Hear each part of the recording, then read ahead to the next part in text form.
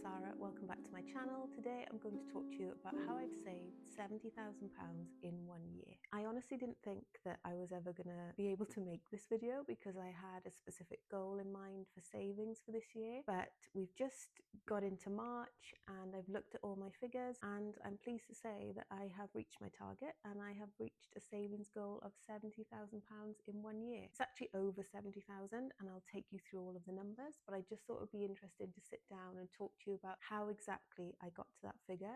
And you might be surprised, it's not just all from my salary. This channel really for me started because I needed to start focusing more on finances and I had an interest in it, and I always wanted to be someone who could have a YouTube channel and talk about their finances and talk about the little bit of knowledge that I have about finance, and being able to share that with you guys is really what this channel is about. And I've spent a lot of the last few videos that I've done on sort of lifestyle stuff and travel and sort of shopping vlogs and window shopping, but I want to get back to the real point of the channel, which is finance. So this has been a massive, I guess, kickstarter for me this year. As I said, I felt a little bit like I didn't have much to say on the finance side of things because I hadn't hit my target yet, but yeah, really pleased to be where I am. And you know, we've worked so hard to get to this point, and it's not just me that saves, it's myself and my husband.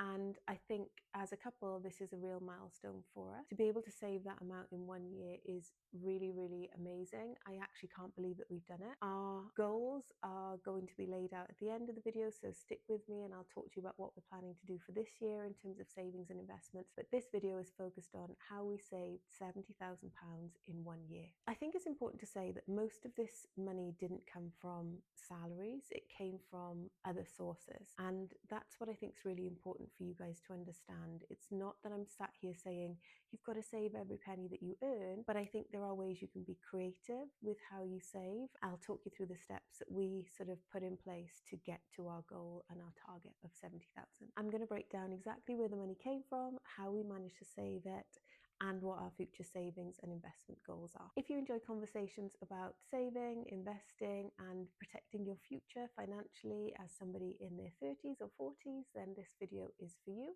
So over the last few years, we've been taking our finances a lot more seriously. We both want to retire early and we want to be in a situation where we can make that happen as soon as possible. And in order to do that, we're saving aggressively and we're investing aggressively. And we want to make sure that we are able to be work optional or retire before traditional retirement age. And so we're trying to put our efforts into that. We have good incomes, so we are lucky that we are able to earn good salaries or have businesses and side hustles that give us a good steady income. But what we probably got into a little bit before we started taking our finances seriously is a little bit of lifestyle creep. So every time we got a pay rise or a tax rebate or our salaries increased for whatever reason, or we had some money that came to us, we would spend that money on holidays or clothes and handbags or cars or whatever it was. But we made a conscious effort to stop doing that. We had a serious conversation about our lifestyle, when we wanted to retire, what our retirement pot needed to look like, what our goals were for retirement, and obviously our current goals.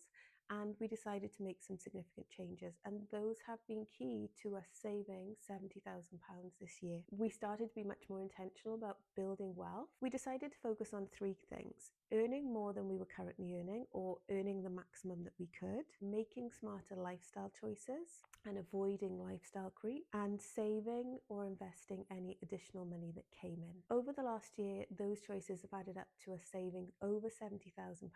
It really does show me that if you have a tactic and you stick to it and you really do work hard and you keep that goal in mind, then you can achieve anything pretty much, and that's what we've been able to do. So here's the breakdown for you. The biggest contributor to us being able to save £70,000 this year is my side hustle, but I really started to focus on a side hustle that would bring in a certain amount of money every month. So I basically, through that side hustle and starting my own business, was able to save £26,106 in 1 year. I basically started this side hustle in sort of like January, February a year ago, and it's really been a game changer for us. It did mean extra hours for me in terms of work. It did mean taking on extra responsibility at weekends and working in the evenings, having to juggle multiple things, but I've found that the payoff has been worth it. So really happy that I took that on and that I was able to contribute that amount to savings. For me, this is one of the biggest game changers. If you can increase your income, it means you don't have to cut things from your budget. I still recommend that you have a budget and that you look at where you can make savings. But if you can increase your income, that is the biggest game changer. And so that's something that my husband and I have been really focusing on, so that we can focus on putting that additional money that we bring in into our savings and investments. The second thing that we did, which brought us the second highest amount of income, was selling our Range Rover Sport. We had two cars. We had a Range Rover Sport and we had a Fiat 500. The Fiat 500 was very much like a second car. We didn't really drive it that much. The main car for us was the Range Rover, and I'll be honest with you, it was my dream car. The day we bought it, I was so happy, but I also had this overwhelming feeling of guilt. I think probably it was because it's probably after my house, my second biggest purchase ever financially. It was nice while it lasted. We enjoyed driving it. It's an amazing car. If I hit certain savings goals and investment goals, I may buy a Range Rover Sport again in the future. But ultimately, cars are depreciating assets. They do not hold their value or make any money for you. So for us to spend a whole chunk of money on a Range Rover Sport wasn't the best decision financially for us. So what we did is we decided we could be a one-car family, and we would sell the Range Rover and we would keep the Fiat 500, and the money we got from the Range Rover we put straight into savings. So we got, I'm not even going to tell you how much we paid for the Range Rover, but it was over double what we made when we sold the car, which is just crushing. But we made 24,000 from the sale of our Range Rover Sport, and we put that straight into savings. The car was nice. It made us feel nice when we were driving it. It was comfortable. Look, there's no comparison between a Fiat 500 and a Range Rover Sport. They come from two different ends of the spectrum when it comes to cars. But what we realized is having that money in the bank, earning us interest in a high yield savings account, is far better for us, and it made me feel less anxious, and I sleep better at night having made that decision, because I know we are saving and we're hitting our savings targets and our investment targets. So it was a lifestyle change, it was a conscious decision, and now we drive our Fiat 500 everywhere and we love it. And we don't have a car payment. We own the car, and it's just amazing to have that freedom. The next highest amount that we were able to put into savings was a payout that I got from my previous job. I handed my notice in my job in the summer of 2025. And basically, I came to an agreement with my employer that I didn't need to work my notice period. And also, I had a lot of holidays owing to me. I had like over a month and a half worth of holidays that I got paid for. So, all in all, my final payment was around £11,000. So what we did was we treated that money like it didn't exist and basically put that money straight into savings. Now, this isn't going to be something that everybody can do. And if you are handing your notice in from your job, you'll probably have to work your notice period, but you can negotiate that. And so that's what I did. And essentially it worked for me and it worked for my employer. So I was able to take that money without having to work those months and put that straight into savings. I could have treated that money like spending money, but actually I didn't. I took the decision that we wanted to save that money and almost treat it like we hadn't had that, if that makes sense. It's something we're really focusing on. So when we have unexpected money, whatever that looks like, we just put that straight in savings because we don't need it to live off. Very much want to use that money to help us achieve our goals. We also got money from a tax rebate that I had. That in total was around £6,000.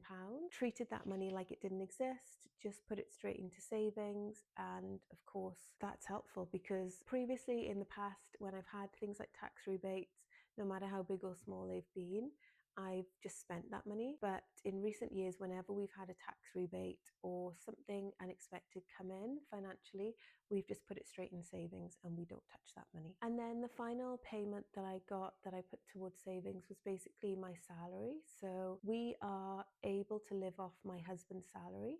So we live off one salary and we save and invest the other salary. Now, again, not everybody can do this. I understand that that's personal to you and your situation, but I have been following a couple of creators who do the same thing. It is something that I think is starting to become more popular. So if you're in a place where you can do that, you can live off one salary and that covers all of your bills for both of you and obviously your household and your general spending, then that's a great way to do it, because that second salary then doesn't get touched and it just goes into savings or investments. So in total, we've got the following: £26,106 from my side hustles, £24,000 from selling our Range Rover Sport, £11,000 from my work payout, £6,000 from my tax rebates, and £6,800 from my salary. So that takes us to just over £70,000 in 1 year. And as I said at the beginning, this was something we were working really hard toward. I'm really pleased that we were able to do it. It does mean sacrifice on our part. You know, we are a one-car family, we have a small car, we don't do a lot of things that we have done previously, like we can't just book a holiday when we want to. We've got a budget for that and we've got to save for it. We don't use any unexpected money. We try and limit lifestyle creep, and we live off one salary. So for us, there is some sacrifice with this, but I think long term that's going to pay off, because having that money in the bank really does give us peace of mind. Now, you may not be able to sell your car, but can you downgrade your car? So a lot of people, I think, are driving cars that are on finance, or they've paid for them cash potentially, or they've got a loan for their car, and that's fine. But what we found is we wanted to pay for a car in cash, and we wanted to drive something that was economical and that we could get a lot of mileage out of and not really worry about high costs for things like tires or wear and tear on the car or car maintenance. So, you know, have a think about those things. If you drive 2 cars or more, like some people are a 4-car family, I get that. If you've got children that drive, perhaps that still live at home, you can't be a 1-car family. But can you get cheaper cars? Can you find better deals? Can you pay off one of your cars so that you're not having these monthly payments go out every month? So thinking about it like that, avoiding lifestyle creep, treating any unexpected money like it doesn't exist, have been game changers for us. And having additional income, so starting side hustles and using that side hustle money to focus on savings and investments, have been the key things that have changed the game for us financially. So what's next? What's next is we're going to continue to save and invest. So it's pretty boring, nothing major. But essentially we're going to set a different target this year. So this year, we have a specific goal that we want to meet with our savings. And once we reach that savings goal, what we're going to try and do is focus very much on aggressively investing. So we're quite close to hitting our savings goal target. So we have a 6-figure target that we want to hit, and we're quite close to that, which is great. Once we get to that stage, we're then going to focus very much on investing. We are investing currently, but we're going to switch from savings. We're going to kind of stop saving, which, as someone who loves to save, is quite difficult for me to think about. But actually, we're going to focus more on investing. We're not going to stop saving completely, but we recognize that investing is going to be where we get the most amount of money, and we're going to gain more from investing versus saving. So we're going to switch our mindset once we hit that target to investing. But this year, so by sort of March next year, we want to be able to save or invest £60,000. The £70,000 that we got this year was kind of an anomaly because we sold our biggest asset and I had a payout from work and tax rebates. I'm not necessarily going to get all of those next year. So yeah, we're very much looking at how we can save my salary, any side hustles that we may have the opportunity to do, but essentially it's very much salary focused. So we're aiming to save £60,000 or invest £60,000 this year, And so what I'm going to do is I'm going to give you monthly updates as to how we're going with that target. So the next one will be at the end of April, and obviously I'll do that monthly, and just stick with me to see whether we can get there and how much we're saving and how much we're investing. So that's it. I'd love to know in the comments how much you've saved in a year, or what your savings goals are for this year. I think it's quite nice that we're heading into the new financial year as of April. So yeah, it's a real kickstarter for us. That's when we're going to focus on our new savings goal, and hopefully you'll stick with me on the journey to see whether we can save and invest £60,000 in the next year. Please do like and subscribe. It really does help my channel, and I'll see you